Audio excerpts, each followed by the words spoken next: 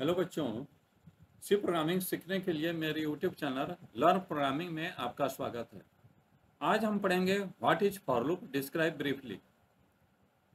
तो a for loop is a repetition control structure. For loop क्या है? तो किसी पर्टिकुलर कोड को बार बार अगर एग्जीक्यूट करना हो तो उस केस में हम फॉर लूप का प्रयोग करते हैं। That allows you to efficiently write a loop that needs to execute a specific number of times. इसके मदद से हम वैसे कोड जिसको कि बार बार एग्जीक्यूट करना हो, एक particular number of times execute करना हो, तो उस केस में फॉर लूप का प्रयोग करते हैं। The syntax of a for loop in C programming language. C for loop का सी लैंग्वेज में जो सिंटेक्स होता है वो कुछ इस तरह से होता है। फॉर कीवर्ड होता है और उसके बगल में पैरेंथेसिस होता है। इस पैरेंथेसिस के अंदर हम इनिशियलाइजेशन, उसके बाद कंडीशन और सेमीकोलन के बाद इंक्रीमेंट या डिक्रीमेंट देते हैं। उसके नीचे हम करली ब्रेसेस के अंदर वैसे सारे कोड जिसको कि बार बार एग्जीक्यूट करना है, एक नंबर ऑफ टाइम्स में एग्जीक्यूट करना है, तो सारे कोड को इसके अंदर करली ब्रेसेस के अंदर देते हैं।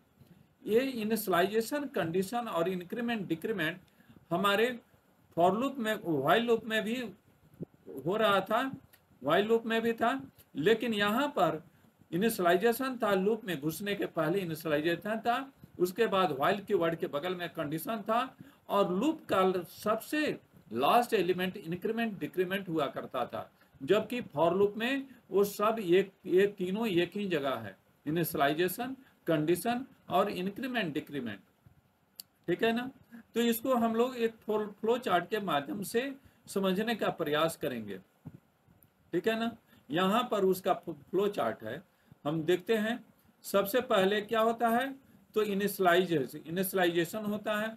इनिशियलाइजेशन के बाद वो कंडीशन चेक करता है। अगर कंडीशन ट्रू है तो लूप के अंदर जितने सारे स्टेटमेंट है उसका एग्जीक्यूशन होता है। उसके बाद लास्ट में इंक्रीमेंट या डिक्रीमेंट होता है। जब इनके काउंटर वेरिएबल का इंक्रीमेंट या डिक्रीमेंट हो जाता है तो ये फिर जाके कंडीशन चेक करता है।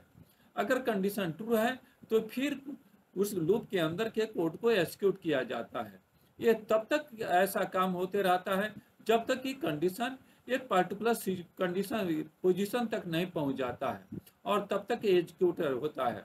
जब पर्टिकुलर कंडीशन ट्रू हो जाता है तो उसके बाद हमारा प्रोग्राम टर्मिनेट हो जाता है।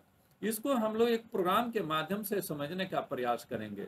जैसे यहाँ पर देखिए, write a program to print your name 10 times using for loop. अब फॉर लूप के माध्यम से इसी काम को हम लोग कर रहे हैं, फॉर लूप के माध्यम से काम कर रहे हैं। ठीक है ना? तो सबसे पहले हमने डायरेक्टिव स्टेटमेंट दिया, उसके बाद मेन फंक्शन शुरू किया। इसके करली ब्रेसेस में हमने क्या किया? एक तो वेरिएबल जिसको कि काउंटर वेरिएबल भी बोलते हैं, जो कि काउंट करेगा हमारे लूप को कि लूप कितने बार एग्जीक्यूट हो चुका है, तो वेरिएबल डिक्लेयर किया। उसके बाद एक मैसेज शो करा दिया, माय नेम इज, और उसके बाद यहाँ पर इनिशियलाइजेशन दिया, उसके बाद सेमीकोलन दे दिया, उसके बाद कंडीशन दिया और फिर इंक्रीमेंट दे दिया। और ये तब तक यहाँ पर कंट्रोल आएगा, इनिशियलाइज कर देगा, उसके बाद कंडीशन चेक करेगा। अगर कंडीशन ट्रू है तो आके इसको प्रिंट कर देगा, और इसके बाद फिर जाएगा, आई के वैल्यू को इंक्रीज करेगा और फिर इससे कंपेयर करेगा। अगर कंडीशन ट्रू है तो ये फिर एग्जीक्यूट करेगा। ये वाला काम, ये प्रिंटिंग का काम, ये 10 तब तक करेगा जब तक कि आई का वैल्यू 10 से कम या 10 के बराबर नहीं हो जाता है। हम लोग इस प्रोग्राम को कंपाइल करके रन कराने का प्रयास करेंगे। ठीक है ना? देखिए यहाँ पर ये नाम राजवर्धन कुमार का नाम 10 टाइम्स डिस्प्ले कर दिया। ठीक है ना? तो ये जस्ट लाइक हमारे व्हाइल लूप के ही जैसा है, बस अंतर ये है कि व्हाइल लूप में इनिशियलाइजेशन, कंडीशन और इंक्रीमेंट डिक्रीमेंट अलग अलग हुआ करता था, लेकिन फॉर लूप में ये तीनों एक ही साथ हैं और इनके बीच में सेमीकोलन को यूज किया जाता है। हमको उम्मीद है कि हमारा ये वीडियो आपको अच्छा से समझ में आया होगा। आप हमारे चैनल पर नए हैं तो लाइक कीजिए, सब्सक्राइब कीजिए और दोस्तों के बीच में शेयर कीजिए। फिर मिलते हैं नेक्स्ट क्लास में। धन्यवाद।